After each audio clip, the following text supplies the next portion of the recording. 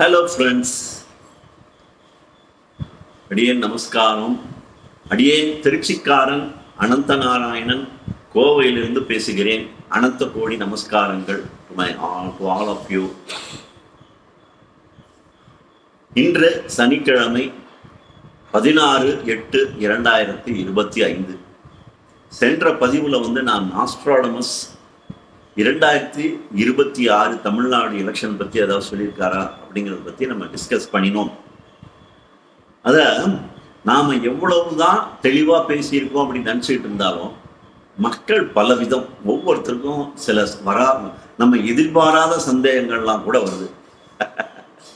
அந்த மாதிரி ஒரு 2 கேள்வியோ 3 கேள்வியோ எனக்கு எடுபடும் போல தெரியுது. அதனால அதனுடைய தொடர்ச்சியாக ஒரு சிறு பதிவாக இதை நான் பதிவு பண்ணிடுறேன். இது எனக்கு முழுமையான திருப்தியை கொடுக்கும். இது நடக்குமா நடக்காதாங்கிறது எனக்கு என்ன சார் தெரியும். ஒவ்வொருத்தரும் ஒவ்வொரு ஜோசியரும் ஒவ்வொரு ப்ரெடிக்ஷன் சொல்கிற மாதிரி இந்த ஏழை எனக்கு தெரிஞ்ச மாதிரி எனக்கு என்னுடைய அனுபவத்தை, ஆன்மீக அனுபவத்தை வைத்து நான் சில விஷயங்களை சொல்கிறேன். அவ்வளோதான்.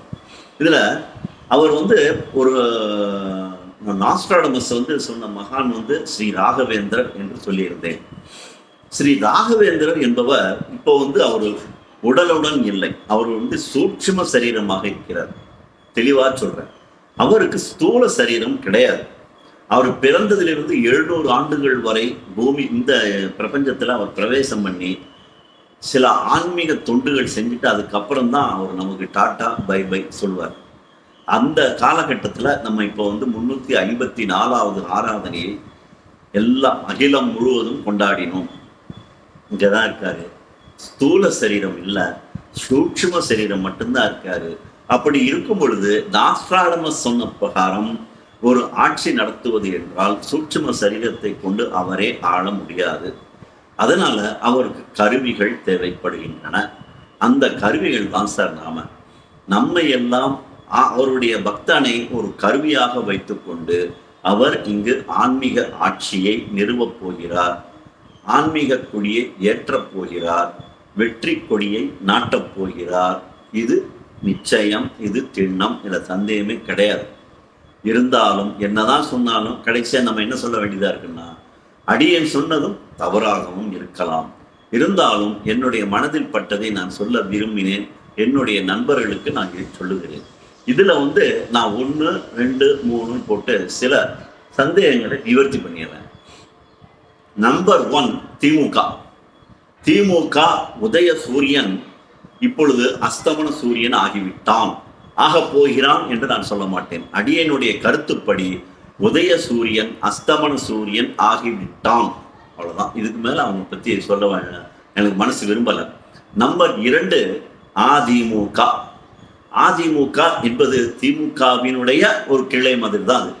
அதுல இந்த இனிமே போக போக அதிமுக என்ற ஒரு கட்சியே இருக்குமா என்று அடியனுக்கு சந்தேகமா இருக்குது. இன்னைக்கு எங்க போனாலும் அவருக்கு பிரமாதமான கும்பல் வருது. கருணாநிதியே சொல்வார், என்னை சேற்றி என்னை தேடி இவ்வளவு பேர் வந்திருக்கீங்க, ஆனா எண்ணில் அடங்காத கூட்டம், ஜன கடல் இங்க வந்திருக்கு, இருந்தாலும் நான் நம்ப மாட்டேன்ப்பா, என்னுடைய அனுபவம் சொல்லுகிறது அப்படின்பாரு. அந்த மாதிரி கூட்டத்தை நம்பி ஒன்று சொல்ல முடியாது. அதிமுக இனிமேல் அது அவ்வளவு பிரகாசம் அடைய முடியாது என்பது அடியனுடைய கருத்து. 3வது பிஜேபி அப்படின்னு சொல்லலாம். அதிமுக பிஜேபி எல்லாம் சொல்றாங்க. அது பிஜேபியா திமுகவா அதிமுகவா எனக்கு தெரியாது சார். இந்த அரசியல், இந்த தேர்தலில் யார் வரப்போகிறார்கள் என்றால் ஓர் ஆன்மீகவாதிதான் வருவார்.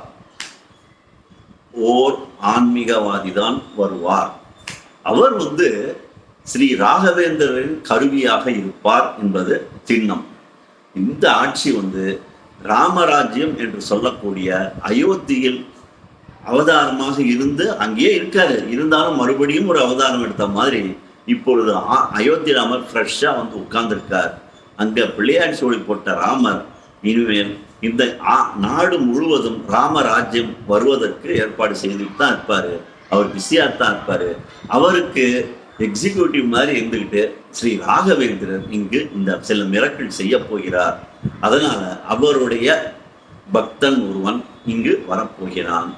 இப்போ இந்த மாதிரி சொல்லும் பொழுது இதே காலகட்டத்தில் நான் சொல்ற போது பேரலாக என்ன ஒன்று நடந்தது அப்படின்னு சொன்னா, இவர் இருக்கார் இல்லையா, கூலிக்காரர் இருக்கார் இல்லையா, இந்த கூலி படாத பாடுபடுத்திட்டு இருக்கார். அதிரும், நான் வந்து அதிரும் இல்லை அப்படின்னு சொல்ற மாதிரி இவருடைய மக்கள் வந்து இவரை நேசிக்கக்கூடிய மக்கள் எவ்வளவு பேர் என்று இந்த 2-3 நாட்களிலேயே நமக்கு தெரிந்து விட்டது. அதான் அதை பார்க்கும் பொழுது என்ன செய்யணும், காலம் என்பது எதையுமே தீர்மானம் செய்கிறது.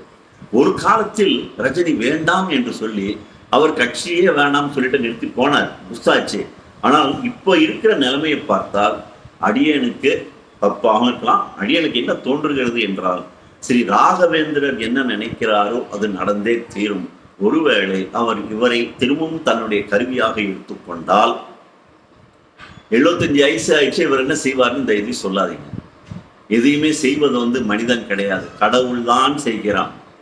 அதனால வந்து அவர் கருவிதான். அவர் எப்படி இருந்தாலும் அவரை வந்து மாற்றி ஒரு முழுமையான ஒரு எனர்ஜிஃபுல் பர்சனாக மாற்றக்கூடிய சக்தி ஸ்ரீ ராகவேந்திரருக்கு இருக்கிறது. அவர் நினைத்தால் ஒருவேளை ரஜினியையே திரும்பவும் கொண்டு வந்து அவரை காமராஜரை போன்ற ஒரு இடத்தில் நிறுத்தி, ஒரு சிம்மாசனத்தில் நிறுத்தி, அவருடைய நிழலின் கீழ் வேறு ஒருவர் முதலமைச்சராகவும் பொறுப்பு உள்ளவர்களாகவும் எல்லாம் பொறுப்புகள் எடுத்துக்கொண்டு அமைச்சரவை அமைத்து இந்த நாட்டில் ஒரு ஆன்மீக ஆட்சி ஏற்படுத்த முடியும். அப்படி இல்லாமல் ரஜினி இல்லை என்றாலும் கூட ஸ்ரீ ராகவேந்திரனுடைய கருவிதான் அங்கே வர முடியும். நம்பர் 3 சொல்லிட்டேன். நம்பர் 4 வந்து என்ன சில பேர் கேட்குறாங்கன்னா, இன்னொருத்தர் வந்து வந்துகிட்டு இருக்காரு, அவர் வந்து சீமான் ஒருத்தர் இருக்காரு, நான் தனியாக தோத்தாலும் பரவாயில்ல தனியாக நிற்கிறேன் அப்படிங்குவார். சீமான் வேண்டாம். அப்புறம் அடுத்தவர் வந்து இன்னொருத்தர் இருக்காரு, அவருக்கு வந்து கும்பல் ஏகப்பட்டது, கும்பல் சேருது, அவர் தான் வருவார் என்று இளைஞர்கள் எல்லாம் போட்டி போட்டு கொண்டு சொல்லிக் கொண்டிருக்கிறார்கள். இதெல்லாம் நடைமுறைக்கு ஒவ்வாது.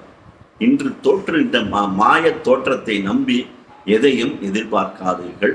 அவர் வரமாட்டார், அவர் வரமாட்டார். இந்த 4 விஷயங்களை சொல்வதற்காகத்தான் நான் இங்கு வந்து அமர்ந்தேன். அநேகமாக நான் முழுமையாக இந்த விஷயத்தில் நான் சொல்ல வேண்டியதெல்லாம் சொல்லிவிட்டேன் என்று எனக்கு தோன்றுகிறது. நான் எப்பொழுதும் சொல்ற மாதிரி திரும்பவும் நான் சொல்லுகிறேன், எந்த ஒரு ஜோசியும் சொல்லத்தான் முடியும், கேசியம் செய்யத்தான் முடியுமே ஒழிய அது அப்படியே நடக்கும் என்று சொல்ல முடியாது. அதே போல நான் சொல்வதும் பொய்யானாலும் ஆகலாம். ஆனால் இதுதான் என்று ஆணித்தரமாக முழுமையாக எந்தவித மாற்றமும் இல்லாமல் நான் நம்புகின்றேன். அடியே நமஸ்காரம். ராம் ராம்.